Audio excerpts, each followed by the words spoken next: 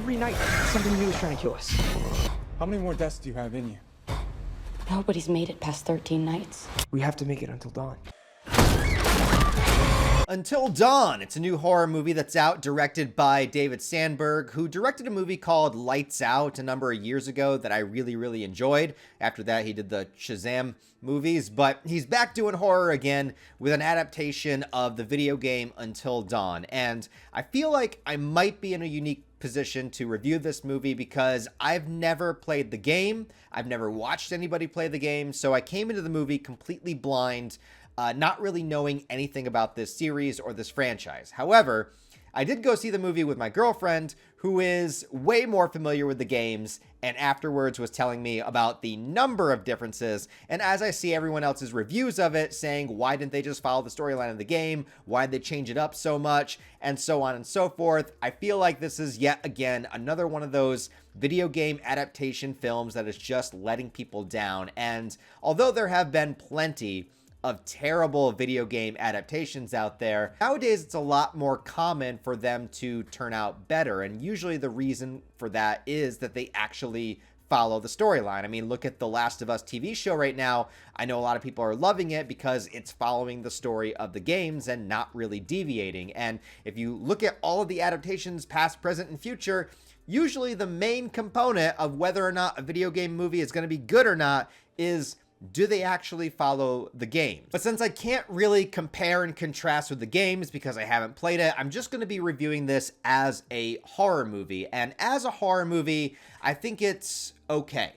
I think there is a lot of entertaining attributes to this movie that I'll get into a little bit here. I'll try not to get into spoilers, but generally, I actually thought this movie was going to be worse simply because of everybody's negative reactions to it. But after seeing it, this is definitely not a movie I would say to run out and see right now or anything like that. But if you threw this movie on casually on like a Wednesday afternoon and you're a big horror movie fan, I think there's plenty of things in here to keep you entertained at the very least. I've seen way worse horror movies, and I don't think that it's that bad. But also, I don't think it's that great either. It's very much a middle ground movie that I had some entertainment with. The general premise of the movie, not saying the video game, but for the movie itself, is a group of kids are traveling looking for the main character's sister who has recently gone missing.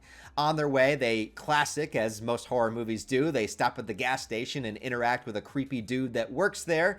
And then they, of course, stumble upon this hotel that seems to be in the middle of a rainstorm where no rain is falling. They go into the hotel, nobody's there, all of these names are on the bookkeeping list, and they're written down multiple times in a row, and there's all these missing photos kind of hanging up everywhere, and as soon as the sun sets, this hourglass turns upside down, and the games have begun, essentially. And what begins is sort of like a Groundhog's Day scenario, where the characters have to survive until the sun rises, until dawn, and if they don't, the night resets, and they have to do it all over again. So basically, the fun of this movie is them trying to survive a bunch of various horror movie shenanigans while at the same time trying to uncover the mystery about where they are and where the main character's sister went off to. And one of the problems with the characters not being that interesting or likable is that normally after one of them gets killed off, you'd be somewhat relieved, but in this movie, all the characters continuously come back in order to be killed in a different way. So, you know, you could get some enjoyment out of seeing characters you don't like die multiple times,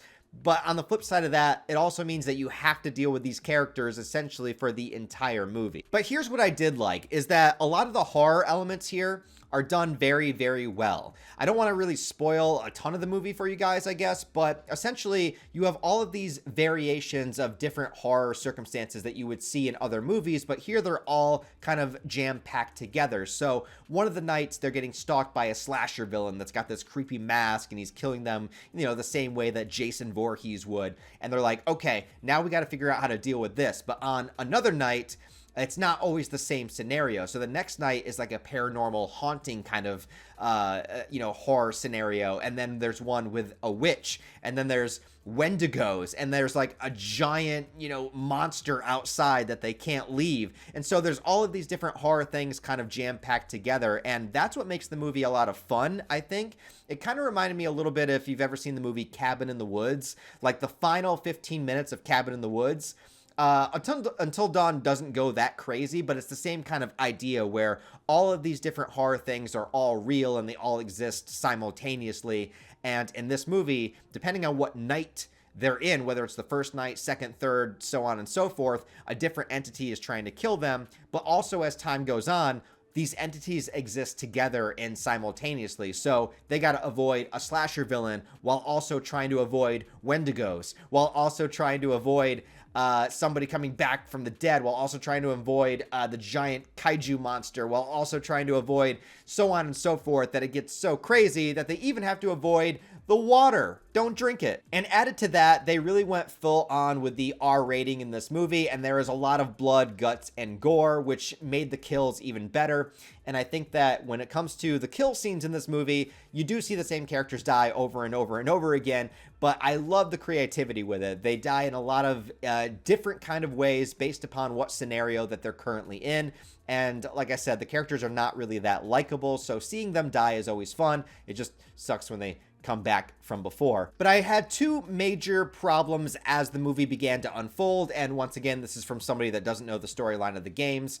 The one major thing is, after a couple of scenarios, they skip quite a few of them, and you only see them based upon video footage that one of the characters had been recording night to night. And what sucks about this is that the stuff they show on the recordings is awesome. It's like this collage of short 30-second to 45-second little horror scenarios that end up in their deaths, but all of those scenarios should have been in the actual movie because most of them are better than the scenarios that we actually got. There's one that's like looking down a hallway and there's this figure with a white mask that like grows gigantic, and it's the one in the trailer where you see like the little like worm inside the girl's face and stuff. But all this stuff is shown to us through video footage, like clips, rather than experiencing the entire thing. And I understand you only have so long in a runtime of a movie to show different scenarios, but I think a lot of the best scenarios were in that small segment.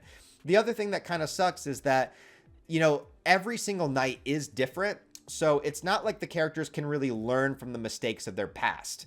So in a regular, like, Happy Death Day or whatever, like in that, or Groundhog Day, or any of these movies where people have to repeat the same night over and over again, they are learning about the things that happened before, or Edge of Tomorrow, with Tom Cruise, and trying to make better decisions and trying to fix things as time goes along.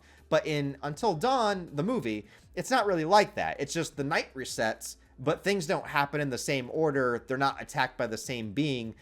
So they don't really get a chance to utilize the idea that the night is repeating itself. The other thing for me, as again somebody that hasn't played the games, is I didn't really understand the explanation of what was actually happening. So I don't want to spoil anything, but towards the end of the movie, there's sort of a reveal and a little bit of an explanation as to how this place works and how these creatures and entities are manifested. And to me, that scene happened so goddamn fast, I barely retained any information from it. And after it was over, it didn't seem to matter anymore.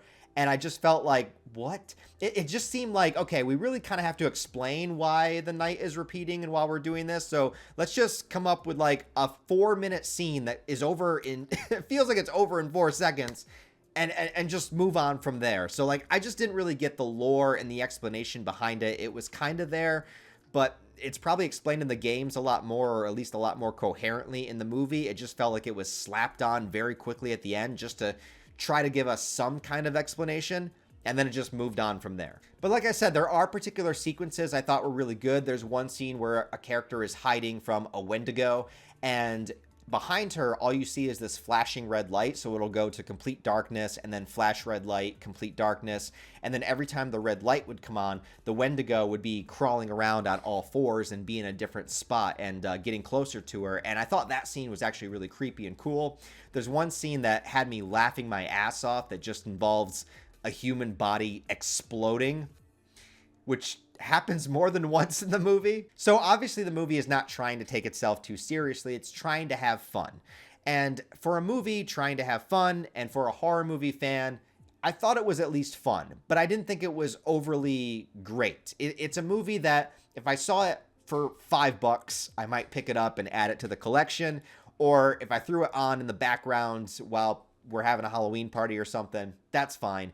But these characters are nothing to write home about. They're not interesting. They're not entertaining. They're barely even friends with each other in the movie. Like, they're kind of just assholes to one another, to be honest. And I really think it falls apart at the very end with the trying to give some kind of explanation. There should have just been no explanation. Just, they fall into like a pocket universe where weird shit happens. I mean, we don't need more than that. Anyways, I know that big fans of the video game are hating this movie and don't like it, and I completely understand that. There's been plenty of adaptations of stuff that I have loved, that when it is adapted into a movie, I couldn't stand it, but then people that haven't read or seen the original version, they don't mind the movie so much. So this is just sort of like the reverse scenario of that for me, where I was at least entertained by the movie. I thought it had some good kills in it. I think as a horror fan, I at least found it enjoyable, but I don't think it's stupendous. I don't think it's anything to write home about. It's not going to be one of the best of the year. It was just okay. Middle of the road. But anyways, guys, if you've seen Until Dawn, let me know what you think about it down below. If you're a big fan of the game, go ahead and let me know why, why that ruined it for you, or maybe some positive things that you saw in it that I didn't see because I'm not familiar with the game. So let me know down below. Thanks as always, guys, for watching. Appreciate it. Give it a thumbs up and comment to help it out in the algorithm. If you want to support the channel on a deeper level, I do have Patreon, channel memberships, all that stuff linked down below. Could use the help. I'd appreciate it. Other than that, guys, I'll talk to you next time.